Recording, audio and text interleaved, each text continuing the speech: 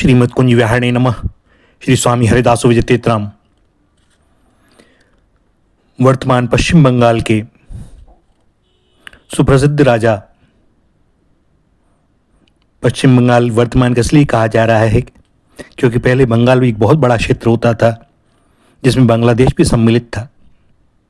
सो पूर्व काल की बात है, किंतु बंगाल का अर्थ पश्चिम बंगाल ने सो दास ने निवेदन किया। बंगाल के सुप्रसिद्ध राजा कीर्ति चंद्र के राज्य में पुण्य सलिला मां गंगा जी के तट पर नारायण दास जी का घर था। वे बड़े ही शुद्ध चित्त और सरल स्वभाव के व्यक्ति थे। विद्वान थे, धनवान थे, पर उनकी सादगी और सरलता ऐसी थी कि उन्हें कोई वैभव संपन्न समझ ही नहीं सकता था और धन ऐश्वर्य में उनकी आसक्ति थी भी नहीं। मर्यादा पुरुषोत्तम श्री राम में उनका चित्त सदैव लगा रहता था। नारायण दास जी की पत्नी मालती भी बड़ी ही भक्तिमती, सुशीला और पतिव्रता थी। यद्यपि पत्नी के मन में कोई संतान न होने का दुख था, फिर भी नारायण दास जी को इस भाव की तनिक भी परवाह न थी। भैया, भक्त तो यह मानता है कि भगवान जो करते हैं मेरे कल्याण के लिए ही। कदाचित मैं संतान के मोह में न पड़ जाऊं। भगवान मुझे बचाना चाहते हो, इसलिए भगवान ने मुझ पर ये कृपा की है। तो संतान का न होना भी अनुग्रह है और संतान का होना भी अनुग्रह है। जैसी प्रभु की इच्छा, सिर माथे। अवस्था ढलने लगी और संसार त्याग कर श्री धाम अयोध्या में रहते हुए भगवान श्री राम के भजन में बिता देने का इस दंपत्ति ने निश्चय किया। एक बार तो नारायण दास जी ने कहा भी अपनी पत्नी से कि तुम यहीं रहो, वहां न जाने कैसी व्यवस्था हो, पर पत्नी बोली नहीं, मैं आपको छोड़कर न रहूंगी, हम दोनों साथ साथ ही भजन करेंगे। सो पत्नी का साथ चलने का दृढ़ आग्रह देखकर दोनों चले। 4 बैलों पर आवश्यक सामान लादकर घर से वे निकल पड़े। साथ में कोई सेवक ले जाना उन्हें उचित न लगा। यद्यपि उनके कई सेवक बड़े स्वामी भक्त भी थे और उनकी सेवा के लिए साथ चलने को उत्सुक भी थे, किंतु नारायण दास जी ने सबसे विदा ली और चल दिए अपने ठाकुर श्री राम की जन्मस्थली के लिए। पति पत्नी श्री राम नाम का कीर्तन करते हुए चल रहे थे। मार्ग में धर्मशालाओं में या किसी ग्राम में निवास करते। बहुत दिनों के बाद वे चित्रकूट पहुंचे और चित्रकूट की उस पुण्य भूमि को देखकर भक्त नारायण दास का हृदय प्रेम विवल हो गया। वे वहां कुछ दिन के लिए ठहर गए। सत्संग, साधु सेवा, भजन कीर्तन, दान पुण्य करते हुए कुछ दिन चित्रकूट रहने के पश्चात फिर वे अयोध्या की ओर चले। श्री राम श्री जनक नंदिनी तथा कुमार लक्ष्मण जी के साथ वन के बीहड़ मार्ग से ही अयोध्या से चित्रकूट आए थे। सो हमें भी उनके वन के कष्टों का अनुभव करते हुए उसी मार्ग से अयोध्या जाना चाहिए। यह विचार कर नारायण दास ने सीधा मार्ग छोड़ दिया और वे वन पर्वतों के दुर्गम मार्ग से चलने लगे।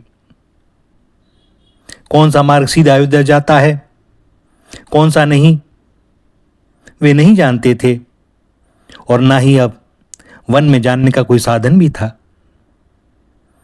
भगवान का नाम कीर्तन करते कंकड़ पत्थर और कांटों से भरी ऊबड़ खाबड़ पगडंडी से भयंकर जंगली जीव जंतुओं के मध्य से वे चले जा रहे थे। वृक्षों के नीचे किसी झरने के किनारे विश्राम करते। बैल वहीं घास चर लेते। इस प्रकार यात्रा चल रही थी। एक बार वे लुटेरे भीलों के गांव के पास जा पहुंचे। भीलों ने समझा कि इनके पास धन है, सो इनके पास आकर पूछा, तुम लोग इस बीहड़ वन में कैसे आ गए? और नारायण दास ने सहज स्वभाववश प्रेम से कहा, भैया मैं अयोध्या जा रहा हूं। भीलों ने कहा, तुम लोग मार्ग भूल कर वन में आ गए हो। चलो अच्छा हुआ कि हम लोगों से भेंट हो गई, हम लोग भी अयोध्या ही जा रहे हैं। नारायण दास ने समझा कि भगवान की कृपा से हमें मार्गदर्शक मिल गए, और वे उन दुष्टों पर विश्वास करके निश्चिंत हो गए। और ये लोग इनको अपनी बातों में फंसाकर और अधिक दुर्गम वन में ले गए। घोर वन में पहुंचकर भीलों ने नारायण दास को पकड़ लिया और इतना पीटा कि वे मूर्छित हो गए। उनके हाथ पैर बांधकर एक खाई में फेंक दिया, ऊपर से कुछ पत्थर फेंक दिए, और उनको मरा समझकर वे दुष्ट उनकी पत्नी के पास आए। मालती अपने पूज्य पति की दुर्दशा देखकर मूर्छित हो गई थी। वह पृथ्वी पर पड़ी थी और वे नराधम उसे घसीटने लगे, गालियां देने लगे। थोड़ी देर में मालती को होश आया। उसने देखा कि इन दुष्टों की नीयत खराब है। भय और क्रोध से वह कांपने लगी। कोई और उपाय न देखकर उस पतिव्रता ने नेत्र बंद करके अशरण शरण प्रभु को पुकारना प्रारंभ किया। हे नाथ, हे प्रभो, आप शरणागत रक्षक नहीं है क्या? मैंने तो सुना है कि सेवकों की रक्षा के लिए ही आप धनुष बाण धारण करते हैं। क्या सचमुच आप शरण में आए हुए अनाथों को शरण देते हैं? हमारे तो केवल आप ही स्वामी हैं, आप ही रक्षक हैं। सो हे दयामय, आप हमारी रक्षा क्यों नहीं करते? मालती नेत्र बंद करके कातरकंठ से प्रार्थना कर रही थी। भीलों को लगा कि कहीं से घोड़े की टापों का शब्द सुनाई दे रहा है। वे कुछ और विचार कर सकें उसके पहले ही सफेद घोड़े पर सवार एक नौजवान आता दिखाई पड़ा। मस्तक पर सोने का मुकुट, कानों में रत्न कुंडल, सर्वांग आभरण भूषित, कमर में तलवार, हाथ में विशाल धनुष और पीठ पर तरकस कसा हुआ।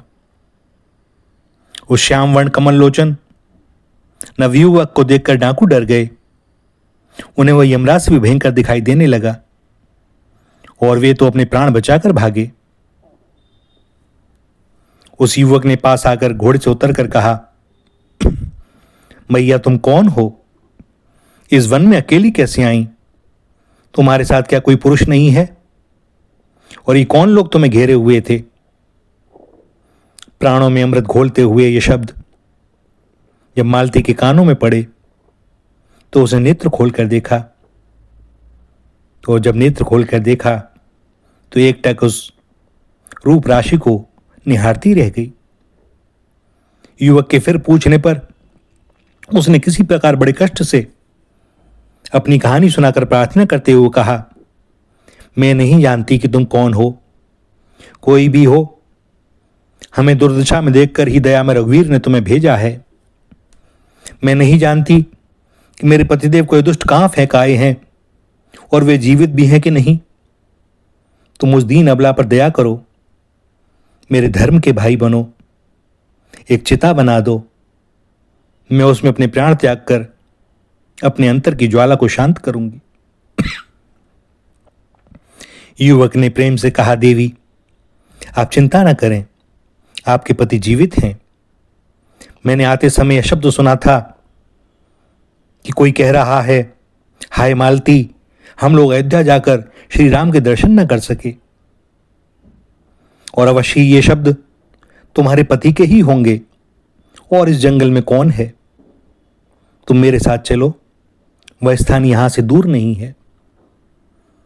मालती में एक पग भी चलने की शक्ति नहीं थी, किंतु भयहारी भगवान ने अपना अभयहस्त बढ़ाया और माता कहकर मालती को आश्वासन दिया, और मालती उन सर्वेश्वर का हाथ पकड़कर चलने लगी।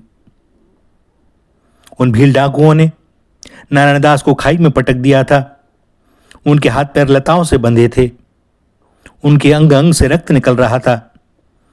कई बड़े पत्थर उनकी छाती पर ऊपर से गिरे थे, और वे मन ही मन यह विचार कर रहे थे कि हे नाथ, तुम्हारे प्रत्येक विधान में ही जीव का मंगल है। मुझे तुम्हारी प्रत्येक व्यवस्था में आनंद है। मैं तो एकमात्र तुम्हारी शरण हूं। और यह विचार करते करते वे मूर्छित हो गए थे।